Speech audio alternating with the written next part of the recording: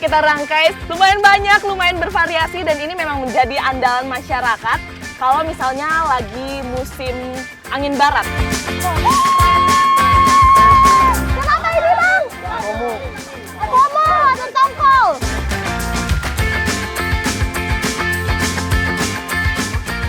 Dan di belakang saya rame banget karena masyarakat sini udah antusias untuk melakukan acara inti.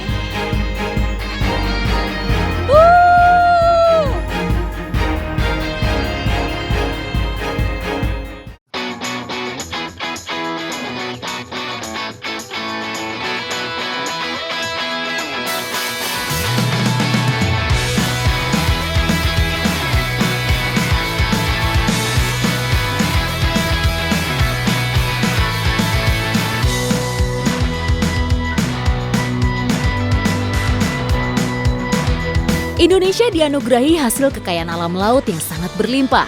Maka tak heran kalau sektor kelautan menyumbang sepertiga pendapatan nasional. Salah satu daerah yang beruntung dianugerahi kekayaan tersebut adalah Pulau Tagulandang, Kabupaten Sitaro, Sulawesi Utara.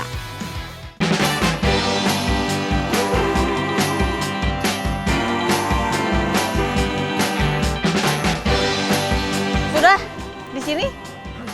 Wah.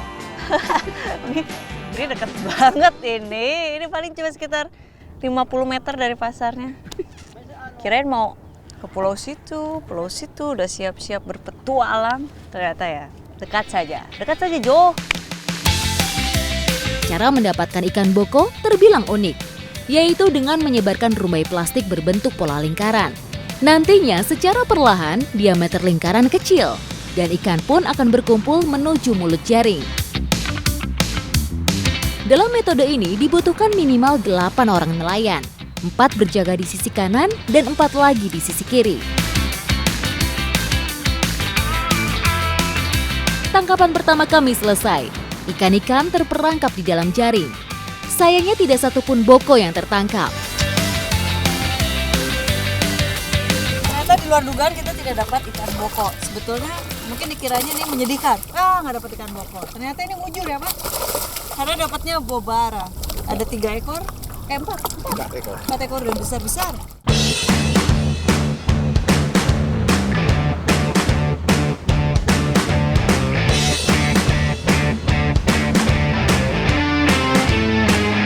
Para nelayan kembali menyebarkan tali rumbai dengan pola lingkaran.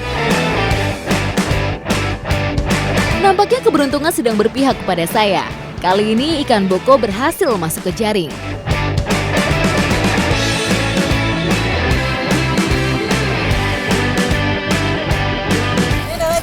Boko. Kalau kita lihat ini sih jenisnya jenis fresh ya, dan penyebaran ikan fresh ini ya tentu di terumbu karang, di padang lamun seperti ini banyak sekali terdapat ikan fresh atau boko. Tangkapan dirasa cukup untuk hari ini. Kami pun kembali ke daratan. Ikan boko memiliki keunikan, hanya boleh dijual oleh para janda ataupun wanita yang sudah berusia lanjut. Hal ini dimaksudkan supaya beban ekonomi yang ditanggung wanita-wanita tadi dapat diringankan. Wah, bobara 6 ya, berarti ya, dan ikan bokonya banyak. Benar kan ini, lihat sebanyak ini hanya 2 kali tangkapan. 2 kali tangkapan, dan itu waktunya juga tidak lama. Ini akan langsung dijual tuh di pasar, dekat sekali, hanya 50 meter dari tempat saya berada sekarang. Wah, banyak banget.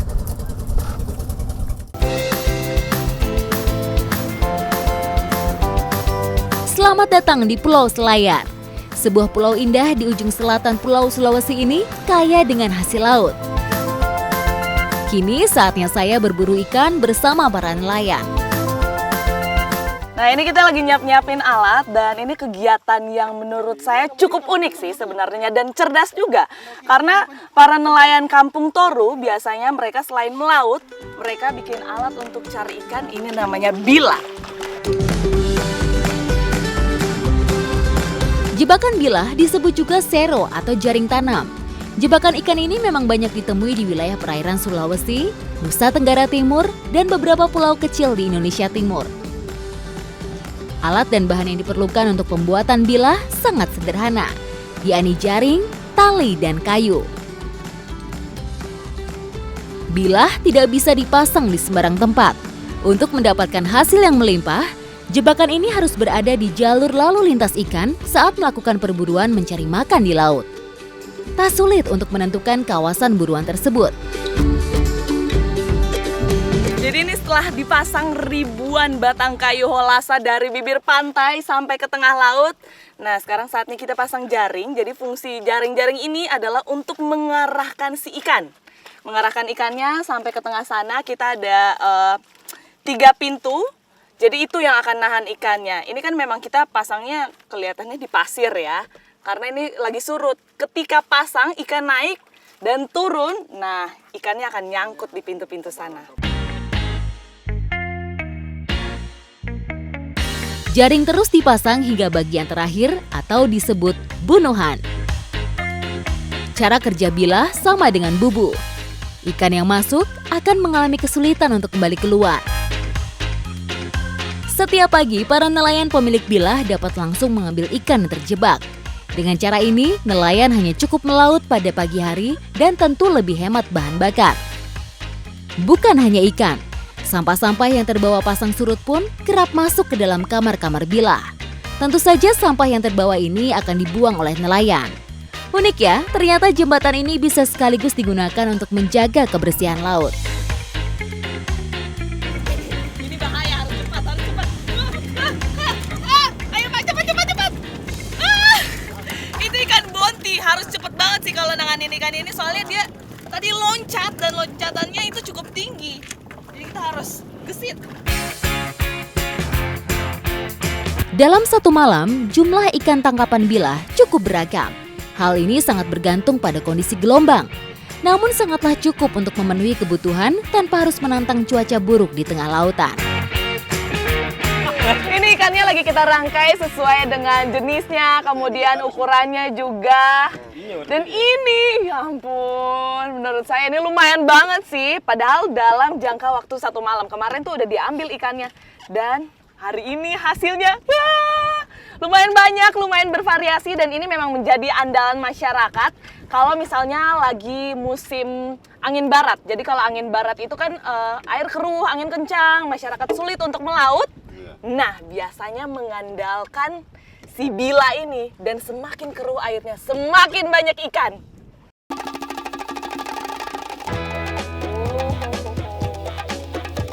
Kenikmatan ikan segar memang tiada duanya. Terlebih bila ikan tersebut didapatkan dengan cara yang ramah lingkungan, tanpa mengeksploitasi secara besar-besaran.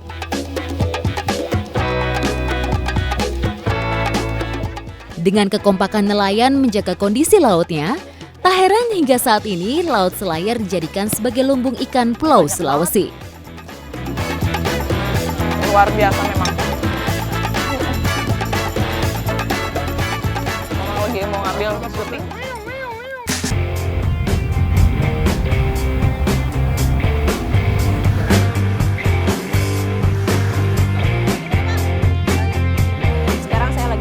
Bapak-bapak dari Pulau Oksi lagi mau buat strategi untuk menyergap musuh. Tapi bukan musuh yang akan kita sergap, tapi ikan. Ini ada alat namanya rumpon di sini. Nah, hari ini saya mau bikin, alat-alatnya sudah ada di samping. Dan ini kita lagi bikin dulu polanya. Nanti kelihatan di sini jadinya seperti apa.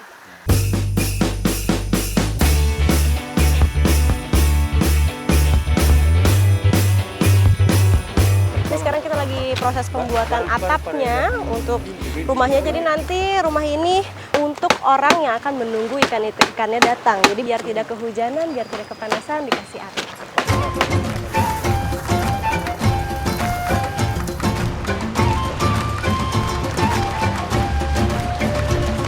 Hampir setengah hari saya dan bapak-bapak mengerjakan rumpon ini, akhirnya selesai juga. Sudah siap untuk meluncur ke laut mencari perhatian ikan.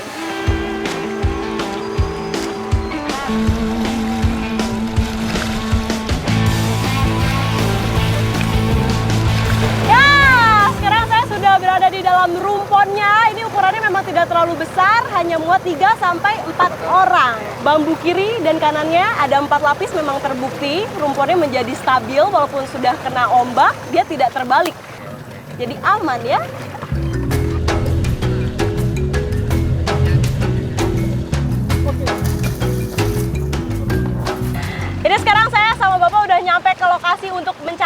perhatian ikannya, kita berada di sekitar tengah-tengah laut dan dengan kedalaman 70 sampai 80 meter. Tidak sembarang benda bisa dimasukkan dalam rumpon. Dipilih yang bisa menjadi tempat bersembunyi ikan dan ramah lingkungan, seperti daun kelapa ini. Jangkar sudah terpasang. Ini lokasi kita untuk mencari perhatian ikan. Itu di sana sudah ada daun kelapa, fungsinya untuk ditaruh di bawah sini, ditaruh di bawah rumpon, biar ikan-ikannya pada ngumpul karena di situ ada makanannya dia. Jadi dia akan berkumpul. Semoga dia mengira ini rumahnya dia. Dengan banyaknya ikan-ikan kecil yang bermain dalam rumpon akan mengundang ikan besar untuk datang. Namun butuh waktu berminggu-minggu agar daun-daun yang ditaruh di bawah rumpon ini didiami banyak ikan. Oleh karena itu, saya akan melihat cara menangkap ikan di rumpon yang sudah lama dibuat.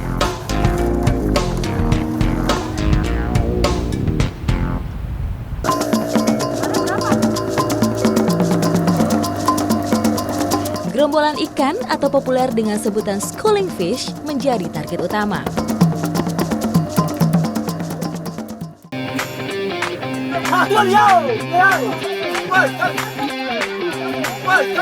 Jaring dilempar, kapal pun melaju dengan kecepatan tinggi. Kapal bergerak membentuk lingkaran agar kawanan ikan terjebak.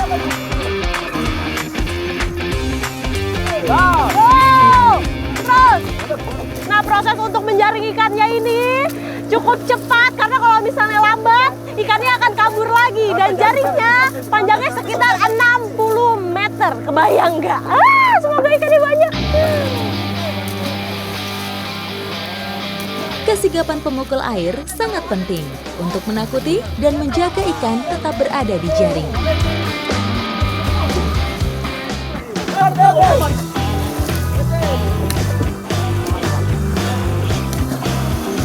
Ini untuk tarik jaringnya harus ada hitungannya. Tuh, 1, 2, 3. 1, 2, 3. Kita bersama-sama tarik karena kalau misalnya nggak berbarengan, nanti jaringnya ada yang keangkat, ada yang enggak.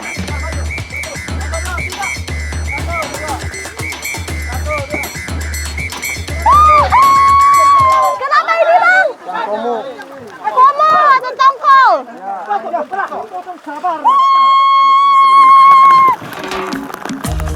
Lebih dari setengah jam proses jaring dilakukan.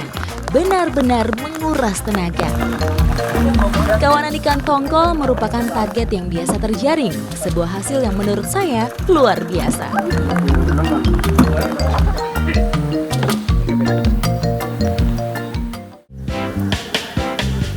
Setelah mendapat hasil melimpah, saatnya membuat olahan ikan khas Maluku. Gak kuat pisau. Ada satu teknik untuk mengawetkan ikan untuk masyarakat di sini yang biasa disebut asar. Nanti akan dicampur sama garam, tapi sebelumnya saya mau potong-potong ikannya dulu, mau dibelah dua lalu dibersihkan isi perutnya. Meski sederhana, asar ikan merupakan cara yang paling efektif untuk mengawetkan ikan hasil tangkapan yang melimpah agar tidak cepat busuk.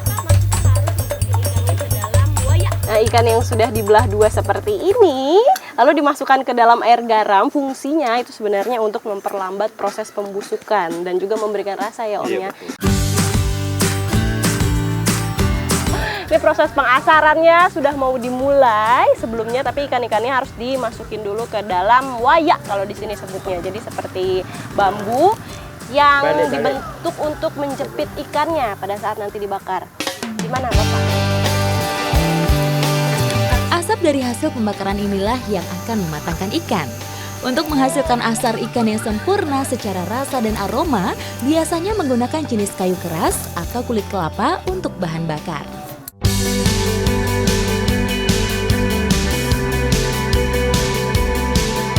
Ini sudah matang dan di sana sudah pada menunggu. Udah pada menunggu ikan asar bikinan kita Om. Ayo kita bawa. Ya. Wih, ini semua ya. Mama, adik, siapa mau ikan?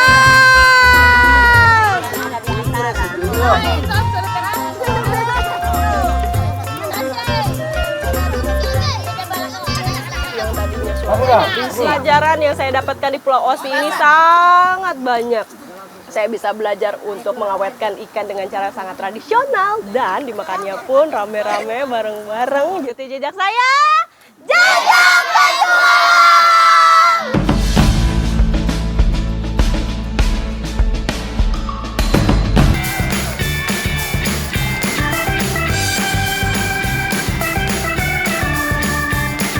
Eksotisnya Maluku selalu memiliki daya tarik untuk dijelajahi. Tak terkecuali sisi tenggara Kepulauan K.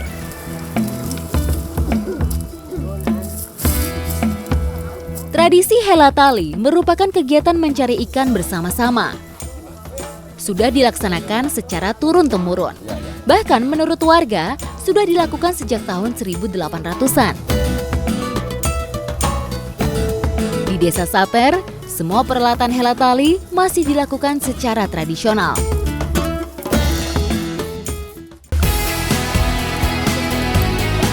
Proses menali daun kelapa dengan tali rotan ini dilakukan hingga seharian karena panjangnya tali yang digunakan.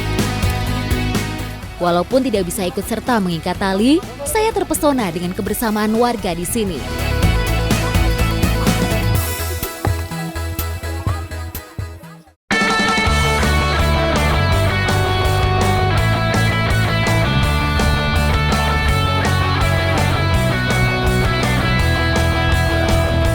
Hari yang dinantikan pun tiba. Seluruh lelaki di desa memenuhi area pantai.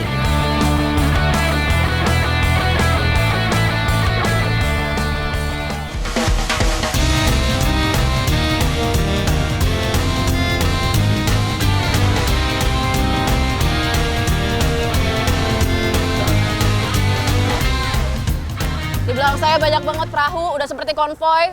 Tugas mereka adalah masing-masingnya mengeluarkan talinya yang sudah mereka bawa, kemudian nanti di sampingnya kan ada perahu lagi, terus disambung, jadi nanti semuanya makin disambung makin panjang, nah baru ditengelamin.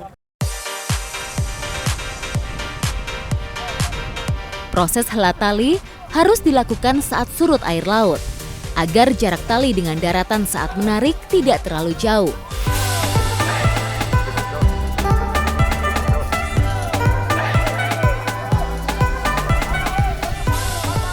Talinya sudah ditarik dari ujung ke ujung, kemudian sekarang sudah mulai mengecil.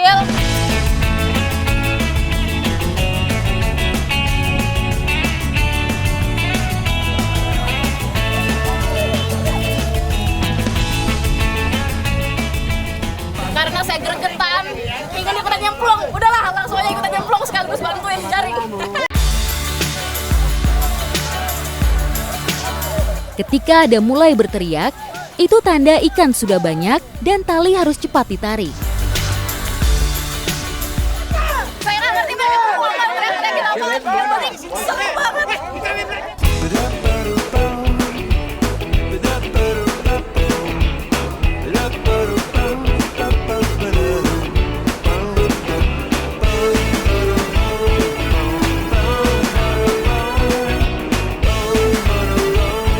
Ini hasilnya sudah lumayan dan nanti akan dibagikan sama semuanya yang terlibat. Jadi semua dapat rata. Gimana Pak? Senang Pak? Yang saya Jajak Petualang.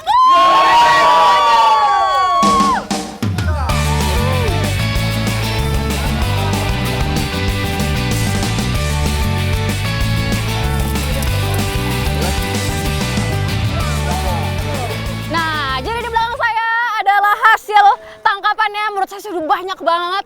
Tapi ternyata kalau di musim-musim tertentu bisa 10 sampai 15 sampan. Wow. Nah, kita mau kemana nih? Bapak, kita kirim ke sana. Yuk.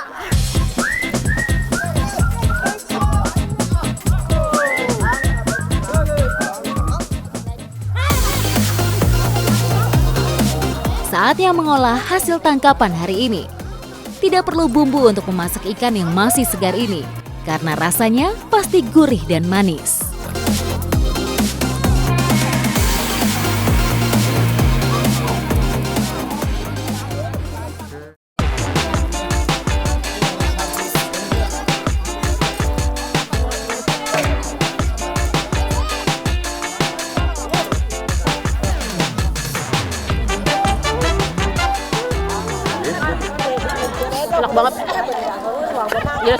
kita di melaut. Kita makan-makan dan menunya banyak banget. Ada yang ngasih ketupat, terus endbal, terus sinole ya. Jadi dari sagu campur kelapa, terus dikukus ya, terus digoreng gitu. Mengganti karbohidrat. Yang kayak gini nih. Cobain deh Pak ya. Oke, Seng coba. Boleh. Unik rasanya.